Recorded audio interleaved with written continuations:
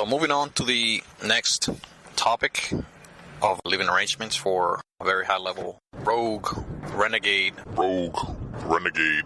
off-gridders. It is the Nomad option or the backpacking option.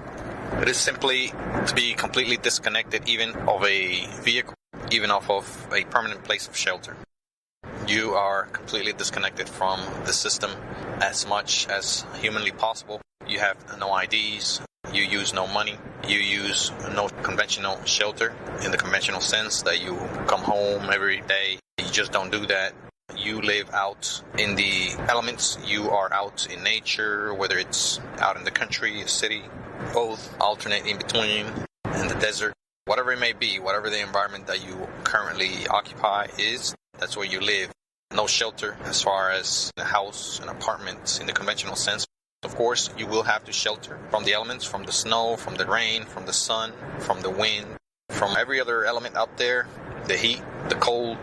You have to shelter from that simply to stay healthy and alive. So when I say no shelter, I mean in the conventional sense of the word, no home, permanent structure that you call home. This, again, is not for everyone. You may not be ready for it. Or it may also be something that's temporary, something that you try on a temporary basis, just to live it, to experience it, to tell about it, to learn from it. And it could be something that could be done for 1 day, 2 days, 3 days, 1 week, 2 weeks, 3 weeks, 1 month, 1 year, 2 years, 5 years, who knows? However long you feel like doing it, however long you are able and willing to do it, you can do that. The nomad life is a quite challenging type of lifestyle. Of course, not for most folks. You have to have achieved, in my eyes, the highest level of self-sustainability, confidence, technicality as far as being very crafty. The highest, almost the top level of creativity, resourcefulness. And again, it's a very high level of not only health, but also mental capability, mental health, mental strength. So again, you have to ready yourself for it. If you are not ready and you're willing and wanting to do something like this, again, it's not for everyone. You may not be able to do it even if you wanted to do it, but you may. You may be very well in the position to do it right now. You may put yourself in that position in a few weeks, months, years' time. So it is, again, to be out and traveling. You would not be in a fixed position, in a fixed setting, fixed environment. You can, but just to define it in the commonly known way, you would be moving about almost every day. You could settle a little spot, rest, eat, do whatever you need to do whatever you feel like doing for a little while, a day, 2 days, half a day, 3 days, 5 days, who knows, and then move on. You move on to the next spot. Moving around, moving about, moving on is recommended and sometimes necessary because you are occupying a spot most likely that belongs to someone else in any given time, unless you are in a very sparse, remote area with little or no supervision or surveillance by anyone. Even those spots are quite challenging because of wildlife, because of the seldom passerbyers, and several other factors. So you have to consider that aspect of the nomad life, that you will be a nomad. You will be moving about quite often, moving around, so you have to be in decent health, able to walk, able to run, jog, sit on the ground, do quite strenuous work and tasks. I would recommend you to be in at least decent shape or health, average health. You don't have to be a world-class athlete, but I would think that you would have to do the things that I just described with some ease if you're going to have any good time or even be able to survive out there, because it's quite rough. So you have to consider the amount of movements that you're going to have to make, to do on a daily basis. You have to be aware of your surroundings, where you go, what time of day you go, especially where you stay, spend the night. Once it gets dark, situations may quickly change. Humans tend to behave differently. A lot of criminal mentality may arise. Someone may attack you, hurt you, rob you, kidnap you, hold you for ransom. hostage. So you have to not only plan ahead, but also be ready for such events if such events was to occur. And it will always remain a possibility no matter where you go. However, it will be much more likely to be attacked in an area that has a lot of criminal activity. Areas where there's drug trafficking, gang activity, crime, organized, unorganized, robberies, gambling, prostitution activity, any sort of illegal criminal activity area you must avoid, not only to stay overnight, but you must avoid it, period, if at all possible. Many times you will not know, since you will be moving about so much. It is just impractical to attempt to keep up with every single area that you go into, walk in and out of. A lot of times that just won't be an option, where you will research the area, because a lot of times you won't have cell phone service, internet service. You will not have the information at your fingertips. A lot of times you may not have a cell phone, smartphone, laptop available with you, especially if you're mobile on the road. You just won't have these facilities, or at least they won't be as readily available. Expectantly, you will not know a lot of these areas unless you are told, unless you find somehow out about these areas, unless you pick up some clues. And about clues, you must be very vigilant and aware when you're nomad, walking on your own, living out of a backpack. You must be acutely aware of your surroundings, not only your surroundings as far as climate, but also your surroundings as far as the people around, wildlife around. You have to be very keen who's around you, who's coming your way, who's going away, who's standing around, who drives around, what type of looks you get, what type of vehicles are being driven around, what type of people are going in and about the area. You can sort of tell if someone's up to no good at any one moment without any kind of racial profiling or any kind of other type of profiling. You can tell vaguely someone's intentions, whether they are going about their business, busily going about their business, or they're looking for something, looking for the opportunity. You can kind of tell this, and you can pick that up using your eyesight, your thinking, intuition.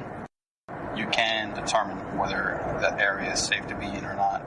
If you're going to sleep in any one area, spend the night, spend some time doing any kind of activity, you have to watch that area. See if there's anyone watching that's aware of your presence. If they're aware of your presence, how is their reaction? Are they interested in you? Are they pretty much ignoring you, going about their business? You should consider all of these things. Again, a lot of you may choose to be armed. I don't recommend this if you are nomad, because you may find yourself in many situations that being armed is actually a drawback, is actually harmful for you, and it's a liability to be armed when you're going about and around and going about into so many areas. You may be looked at as a threat, not only by people with ill intent, but by police, which may or may not have ill intent against you. That's something you have to consider. Be clean, be organized, be well presented, even if you are a nomad. This will help you a lot. Yes, I know it should not matter. Your looks and your dress should not matter in an ideal world. However, we live far from an ideal world. A lot of us still have very strong vestigial traits or vestigial tendencies or behaviors that are quite animalistic. And a lot of us tend to judge people on their looks more than anything else. And it is in our drawn-out past where this was a necessary trait. Nowadays, it is not as necessary, but we still make use of it. And I believe that's where racism and all the other maladies that we humans carry with us originates from. Again, when you're a nomad, you have to be extremely crafty, ready, organized. You have to have at least some sort of baggage, preferably in a backpack. You have to have some basic supplies at the very least. You will be living mostly off the land. You could not possibly carry most of the things you need, let alone everything. You have to live off the land. You have to carry basic things, travel light. If you travel too heavy, this will cause a lot of problems. Not only physically, but it may hinder you from your activities, from where you can go, what you can do. If you you have a very huge backpack, for example, you may not be able to walk into any store. You may not be able to walk into a certain area, like a park or anything like that, without raising too much concern. And I keep bringing up people's concerns, people's reactions of you a lot, because it's just the reality is your safety. That's the risk here. When people are too concerned about you, they may notify police unnecessarily on you. They may confront you. They may bring harm to yourself unnecessarily and unwarranted. And a small backpack, I believe, alleviates a lot of these unwanted attentions from people, police, from people with ill intent, criminals. So that is something that you want to consider. The size, the items that you bring with you on your travels, on your explorations, on your expeditions. Ensure that you bring at least some sort of water or liquid container for water. A canteen, water bottle, preferably a water bottle that's washable with a big spout that you can stick a cleaning cloth or some sort of brush in there and wash it. The spout should be big so the bottle could dry up readily. The water could readily evaporate and keep it clean and dry when it's not in use. And it should be to where it doesn't readily get cold or hot, depending on the environment outside. It should be somewhat insulated, whether it's a plastic or an insulated double-walled material such as aluminum. Aluminum is quite popular because aluminum could be heated. The military used to use aluminum for their canteens before they switched to plastic. Aluminum could be heated. You can boil water if need be. You can keep it in the sun and warm it up a little bit. Warm water is much more healthy than cold water. You can heat it up to a boil if you have fire. That way you can drink it. You should also take basic cleaning supplies such as small soap, whether it's in a small bottle or a bar of soap. You should take perhaps maybe a small bottle of sanitizer. Of course, your mask, disposable or the washable type, preferably the washable type. That way you can only bring one or two instead of a whole pack.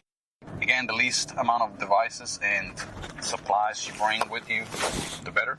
So make sure they're important, useful, and preferably useful for more than one thing. I mean, there's a repertoire of things that you can have depending on the environment that you will be traversing, what kind of lifestyle you live. I mean, there's a ton of stuff that you can choose from to have depending on your situation. You may have medical condition that you need to take care of. You need to take your medications with you. Who knows? You may decide to take some sort of grooming tools such as nail clipper, toothbrush, toothpaste.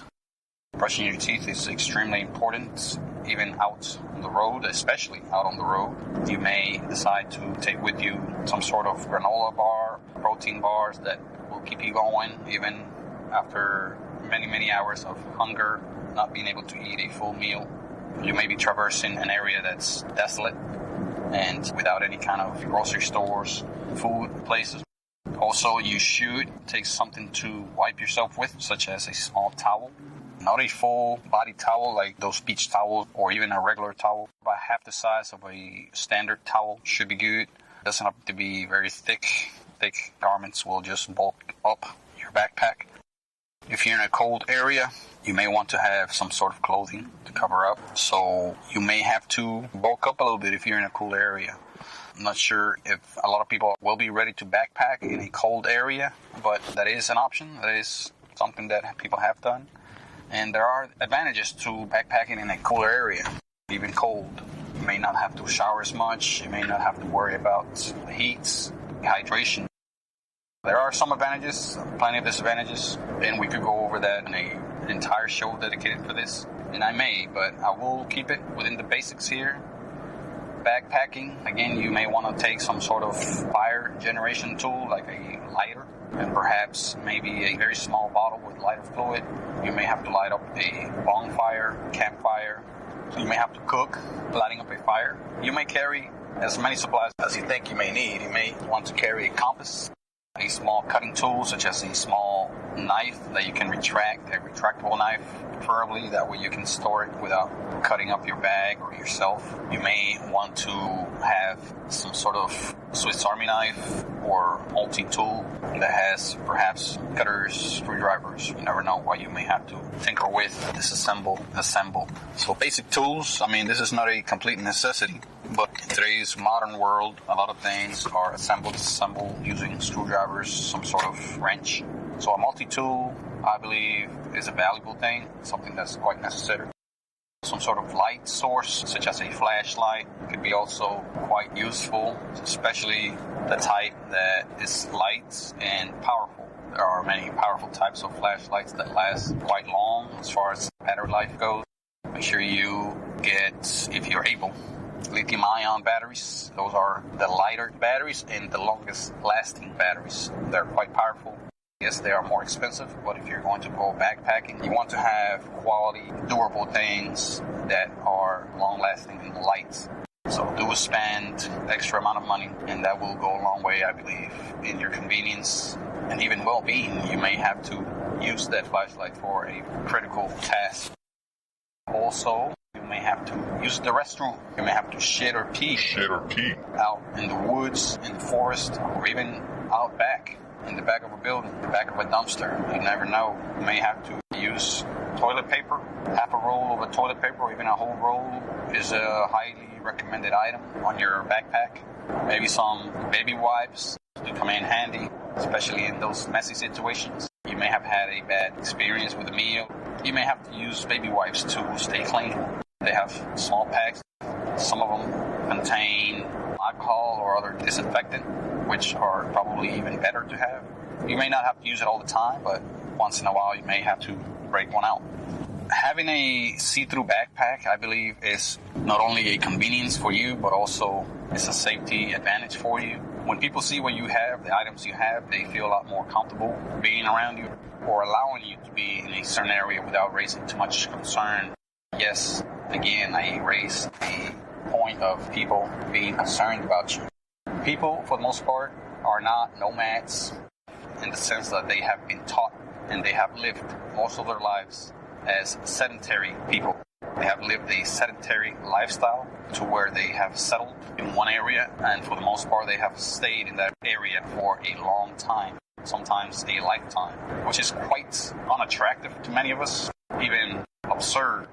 But to many, perhaps most people, this is normal. And when they see someone moving about an area, coming and going, and looking like they don't belong because of what they wear, what they have on them, by just the fact of having a backpack or some sort of bag on them, they tend to raise their eyebrow and judge you, and they tend to be concerned all of a sudden. But if you have a small backpack that's see-through, they have ones with the mesh fabric. I don't really recommend the ones that are see-through plastic. Those tend to crack and break over time. The plastic doesn't let your body breathe. If you put it on your back, your skin, allowing some air with that mesh type fabric is, I think, better. You want to, at all possible, limit weight, not add. Keep it small, keep the backpack small, keep the items very limited, but useful. If you notice that you pack an item that you don't ever use, then you may want to consider getting rid of that item. There are some items, however, that may seem like you will never use them, but you're going to wish that you had them, like matches or a source of fire. You may not be a smoker. You may not use that lighter for months, but there may be that time, very likely, that it's going to be a cold, dark, long night that you're going to need that lighter. If you don't have it, your very life may be at risk. If not, then you may have a very uncomfortable and cold night ahead. There are some things, again, that you may not use all the time, that you absolutely need to keep. Your compass, a cutting tool, and some sort of towel. Those are the ones that come to mind right now. Don't overdo it. Don't carry a bunch of bags or carry a buggy, something that you drag around. That's just going to slow you down, and it's going to prevent you from going in and out of a lot of places. You want to be able to have just enough on you that will allow you to live and stay healthy. And also, you want to be able to go to a store with it. You don't want to leave your bag or your stuff laying around. It's just inefficient because you have to come back and get it. And also inconvenient and unsafe because you may be robbed the minute that you leave that bag laying around. There may be people that come around and just grab it, take it, dump it, use it. Who knows? and then you no longer have things that you so much need, and then you're going to have to go around and get them again, spend the work, effort, and energy that you can use elsewhere to regain those items. Having said that, don't depend on any one item outside of you. You and most people already depend on plenty of items outside of their body. Don't add too many more. You can completely live off the grid and self-sustained, living off the land with the things that are available in nature. So don't depend on 100% or even 90 or 80% on things that are in that backpack. Do your effort to not depend on those things so much. That way, if you lose them, misplace them, or if you get robbed, you're not without a clue what to do next. You can still keep going, live, and be fine without them, and just attempt to regain them slowly. And I will leave it at that. I know I have been a little drawn out. I'm not going into a whole lot of detail on these topics that I've discussed. I've discussed the 3 living arrangement options for living off the grid: Renegade style, which are the homestead option, the van life, and the Nomad option. Again, those topics are monstrous and require many hours to go into considerable detail, and I will do that on a later show. Pick each one of these topics and go into a lot more detail. However, I've laid out some basics, not all, since it's such a broad topic. I have also gone into a few things about living off the grid in this manner, being rogue, or a very high level of living off the grid, renegade.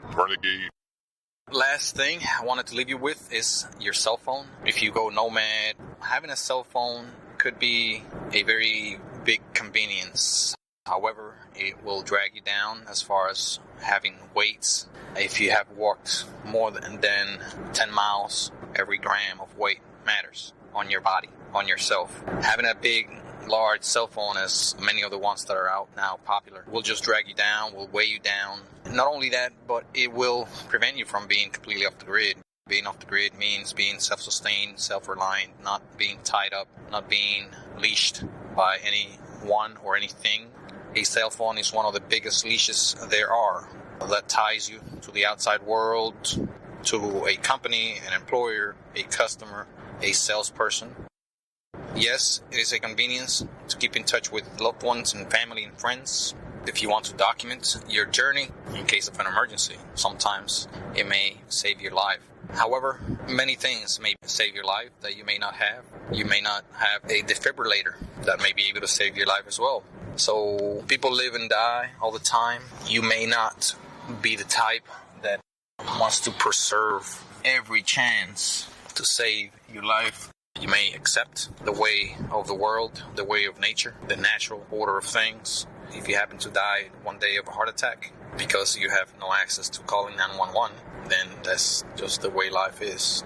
You may be able to accept that, accept the risk of this occurrence happening, and reap the benefits of not having a 1-pound cell phone weighing you down, not having the extra stress of having previous customers, previous unwanted friends in many cases, and other people from calling you in the middle of a quiet moment out in the wilderness, or calling you in many cases nonstop.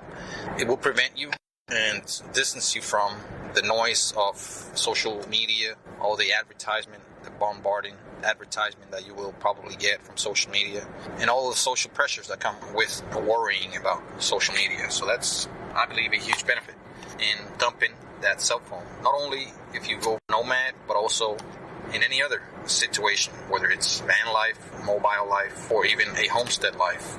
You'll be surprised how little people are interested in really talking to you and establishing a voice conversation with you nowadays. Yes, there may be many or some that do want to spend the time, want to spend the effort, but perhaps this is just applicable to me. A lot of people just don't want to spend the effort, the extra minutes, the extra seconds it takes to dial a phone and establish a conversation with you that may be beneficial not only for you, but themselves as well. If you just keep old telephone service, that may force those that may care about you to actually talk to you. If they don't, then that'll tell you what their priorities are. That'll help you place in your priority structure. Those that call you are probably those that care the most about you. Those that don't, then the opposite applies. And although you should still call those that don't call you, I strongly believe that. That'll help determine where they're at as far as how much they care. They're busy shooting messages back and forth, taking selfies and taking pictures of the food they eat, the shit they lay, and the little bug on their window, then that's their priority. If you're an off-the-gridder, in the sense I am describing in this show, you care more about the real, the more profound, the more natural part of the world, the more natural relationship, personal, up close, via voice, if at all possible. All this symbolism, all this remote communications with using gadgets and electronic equipment is fine. Hope to catch you in the next chat. Thank you very much.